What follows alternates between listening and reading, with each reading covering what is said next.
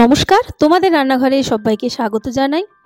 আজ আপনাদের জন্য নিয়ে এলাম একেবারে নরম তুলতুলে ইডলির রেসিপি, এবং সেটা কোনো রকম চাল ডাল ভেজানো বা বাটার ঝামেলা ছাড়াই।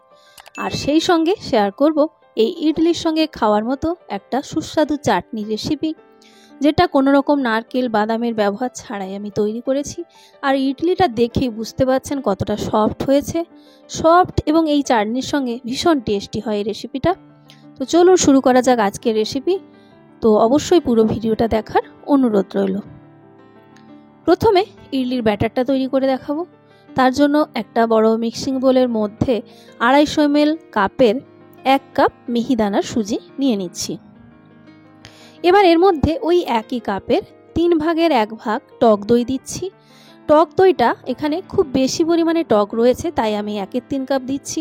আপনি চাইলে হাফ কাপ টক দইও কিন্তু এখানে ব্যবহার করতে পারেন। এবার দেব জল। তো প্রথমে এখানে আমি হাফ কাপ জল দিচ্ছি। দইয়ে কতটা জল রয়েছে সেই অনুযায়ী জলের পরিমাণটা কম বেশি হবে। আর আরেকটা জিনিস যেটা বলছিলাম, টক দই যদি আপনি বেশি দেন সেক্ষেত্রে জলের পরিমাণটাও কমে যাবে। তো স্বাদ মতো নুন দিয়ে এবার একটু ব্যাটারটাকে মিশিয়ে নিচ্ছি। তো মেশাতে গিয়ে আপনারা দেখতেই পাচ্ছেন যে ব্যাটার তৈরি করাই যাচ্ছে না। তো সুতরাং এখানে আরও কিছুটা জল কিন্তু অ্যাড করতে হবে।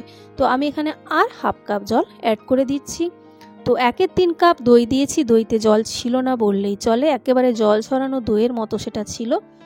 আর তার জন্য জল লাগলো 1 কাপ। আপনি যদি হাফ কাপ দই ব্যবহার করেন সেক্ষেত্রে জলটা কিছুটা কমে যাবে।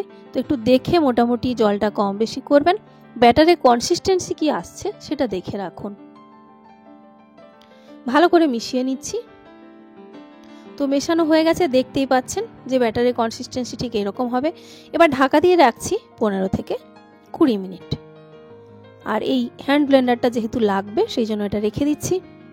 এবার গ্যাস অন করে তাতে বসিয়ে দিচ্ছি একটা কড়াই। এই কড়াইতে আমি চাটনি বানিয়ে দেখাবো। কড়াই গরম হলে তাতে দিয়ে দিচ্ছি 1 টেবিল চামচ মতো সাদা তেল। সর্ষের তেলে বানালে রেসিপি কিন্তু আরও টেস্টি হবে। এখানে প্রায় 1/3 চা চামচ সাদা জিরে আর অল্প একটু কালো সর্ষে দিয়ে দিলাম। ভাজা হলে দিয়ে দিচ্ছি শুকনো লঙ্কা। স্বাদ মতো ঝালটা কম বেশি করে লঙ্কাটা দিয়ে দেবেন। 2 চা চামচ ভর্তি করে এখানে ছোলার ডাল দিয়ে দিলাম। এবার একটু নাড়াচাড়া করে ছোলার ডালটা কিছুটা কালার চেঞ্জ হয়ে যাওয়া পর্যন্ত ফ্রাই করব। তারপরে 8-10টা এখানে কারি পাতা অ্যাড করে দিচ্ছি। কারি পাতা পছন্দ করলে আরও বেশিও অ্যাড করতে পারেন। এবারে নাড়াচাড়া করে নিচ্ছি যতক্ষণ না কারি পাতা কিছুটা ক্রিস্পি হয়ে যাচ্ছে। এবার এর মধ্যে দিয়ে দিচ্ছি আমি 3টে মাঝারি সাইজের পেঁয়াজ। পেঁয়াজের পরিমাণ আপনি চাইলে কম বেশি করতে পারেন। স্বাদ মতো চেরা কাঁচা লঙ্কা দিচ্ছি। সব কিছুই পরিমাণ আপনি নিজের ইচ্ছে মতো কম বেশি করতে পারেন, শুধু নুন আর ঝালটা যেন ঠিক থাকে শেষ পর্যন্ত দেখে নেবেন। নাড়াচাড়া করে নিলাম পেঁয়াজটা হালকা নরম হয়ে যাওয়া পর্যন্ত। এবার এর মধ্যে দিয়ে দিচ্ছি 3টে মাঝারি সাইজের টমেটো। টমেটোটা মানে নরম না হয়ে যাওয়া পর্যন্ত নাড়াচাড়া করব। তো তার মাঝে এখানে অবশ্যই আপনাকে অ্যাড করে নিতে হবে স্বাদ মতো নুন, যেটা আমি এখনো পর্যন্ত দিইনি। নুন দিলে টমেটো তাড়াতাড়ি নরমও হয়ে যাবে। নুন এবং ঝাল এই দুটো যেন বেশ ঠিকঠাক হয় সেটা একটু দেখবেন। আর একেবারে অল্প একটু হলুদ গুঁড়ো এখানে অ্যাড করছি। আর কালারের জন্য কাশ্মীরি লাল লঙ্কার গুঁড়ো দিচ্ছি কিছুটা। এটা পুরোপুরি অপশনাল, আপনি নাও দিতে পারেন। যাই হোক, টমেটোটা পুরোপুরি নরম হয়ে যাওয়া পর্যন্ত একটু নাড়াচাড়া করে নেব। ফ্লেমটা বাড়িয়ে রাখলে তাড়াতাড়ি হবে, কিন্তু সেক্ষেত্রে পুড়ে যাওয়ার চান্স থাকে, তাই মিডিয়াম ফ্লেমে আমি কিন্তু এটা নাড়াচাড়া করে নিচ্ছি। 4 থেকে 5 মিনিট সময় লাগছে পুরোপুরি সফট হয়ে যাওয়ার জন্য। দেখুন এখন অনেকটাই কিন্তু সফট হয়ে গেছে। এভাবে খুন্তি দিয়ে টমেটোগুলো ভেঙে জলটা পুরোপুরি টেনে নেওয়া পর্যন্ত একটু ফ্রাই করবেন, তাহলে চাটনির টেস্টটা ভালো পাবেন। এখন জল পুরোপুরি শুকিয়ে গেছে, গ্যাস বন্ধ করে দিয়েছি। এবার এর মধ্যে দিয়ে দিচ্ছি, আমি এখানে হাফ কাপ জল দিচ্ছি। আপনি যদি চাটনিটা একটু পাতলা বানাতে চান জলটা একটু বাড়িয়েও দিতে পারেন। তো আমি এই পরিমাণগুলোর জন্য হাফ কাপ দিলাম। দিয়ে এখন কিন্তু গ্যাস বন্ধ রয়েছে, এটাকে পুরোপুরি ঠান্ডা করে আমি একটা মিক্সার গ্রাইন্ডার জারে এটা ব্লেন্ড করে নেব পুরো ঠান্ডা হয়ে যাওয়ার পরে। তো ব্লেন্ড করে নিয়ে একটা বাটিতে দেখতে পাচ্ছেন ঢেলে দিচ্ছি। বেশ ভালো করে বাটা হয়ে গেছে। এবার এর মধ্যে একটা ফোড়ন দেব। তার জন্য একটা তড়কা প্যান বসিয়ে দিয়েছি গ্যাসে। তারপরে দিয়ে দিচ্ছি সর্ষের তেল, এখানে 1 থেকে 1.5 চা চামচ। তেল গরম হলে তাতে কয়েকটা মানে সাদা জিরে আর অল্প একটু কালো সর্ষে দিয়ে দিলাম। তারপরে শুকনো লঙ্কা, সেটাও স্বাদ মতো কম বেশি করে দেওয়া যাবে। শুকনো লঙ্কা আর এই উপকরণগুলো ভাজা হলে এর মধ্যে এবার অ্যাড করে দিচ্ছি 6-7টা মতো কারি পাতা, বা একটু বেশিও হতে পারে। কারি পাতার পরিমাণ বেশি হলে কোনো অসুবিধে নেই, তবে পছন্দ না করলে কমিয়েও দিতে পারেন। ঠিক এরকম যখন ফ্রাই হয়ে যাবে তখন এবার এই চাটনির সঙ্গে মিশিয়ে নিতে হবে। চাটনির সঙ্গে মিশিয়ে নিলেই চাটনি কিন্তু একেবারে ইডলির সঙ্গে খাওয়ার মতো রেডি হয়ে যাবে। আপনি এটা তবে কিছুটা গরম গরম সার্ভ করবেন, তাহলে কিন্তু খেতে ভালো লাগবে। এবার গ্যাসে একটা ইডলি মেকারের যে প্যান হয় বসিয়েছি, আপনি অন্য কোনো প্যানে যদি করেন সেটাও বসাতে পারেন। তো বসিয়ে দেওয়ার পরে জলটা ফুটতে দেবো, কমিয়ে দিচ্ছি। এই সময় ব্যাটারটা এবার রেডি করব। তো প্রায় 20 মিনিট পরে ব্যাটারটা আমি এখানে আপনাদের দেখাচ্ছি, আগের থেকে কিন্তু একটু ঘন হয়ে গেছে। মানে সুজি যেহেতু ফুলে উঠবে এবং সেই সঙ্গে জল টেনে নেবে, তাই আগের থেকে দেখতে পাচ্ছেন যে একটু ঘন হয়েছে, তবে এটাই পারফেক্ট কনসিস্টেন্সি রয়েছে। এবার আমি ওই ইনোর পাউচ থেকে 1/2 চা চামচ এখানে ইনো দিচ্ছি। যদি অল্প একটু জল দিয়ে এটা অ্যাক্টিভেট করে নিতে হবে।